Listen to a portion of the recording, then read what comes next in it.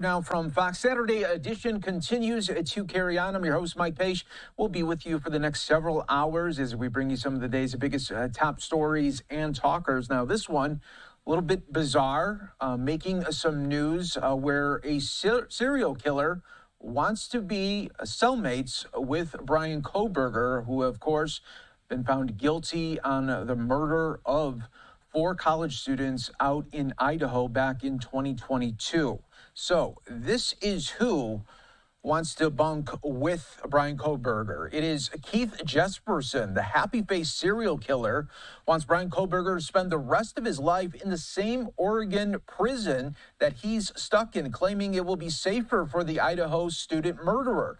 His best hope is to be transferred to here, the max prison in Oregon, to be away from those who want to make a name for themselves by killing him. Jesperson wrote in a note to a former prison minister and podcaster who shared it with Fox News Digital.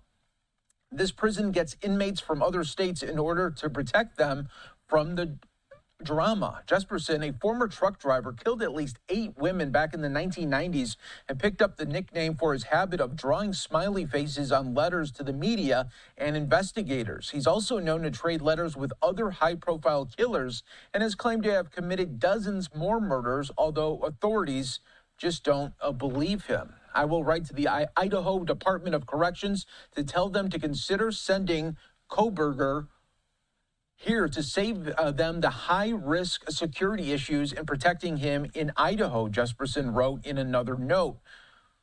Kohberger's social awkwardness came up repeatedly in his court battles and in the media before a surprise plea deal earlier this month.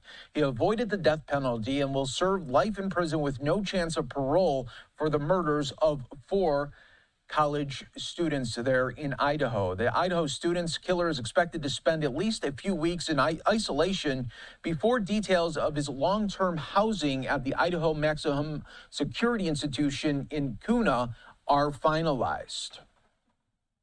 Jesperson is serving multiple life sentences at the Oregon State Penitentiary in Salem, about 475 miles away from Bryan Kohberger, and there's a precedent for his claim. Oregon is part of a group of western states that have an agreement to house prisoners across state lines if there are concerns about safety, special housing needs, or overcrowding. Idaho, however, is not part of the pact.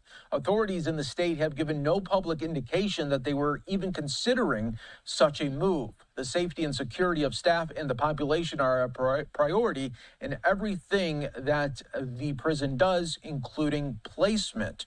While asserting that Kohberger has a high baseline intelligence, his lawyers wrote to the court that he exhibits slow verbal processing and weaknesses in certain areas of executive functioning, including cognitive flexibility and organizational approach. So that is the latest there in the Bryan Kohberger saga there, with happy-faced killer wanting to be cellmates with him out in Oregon.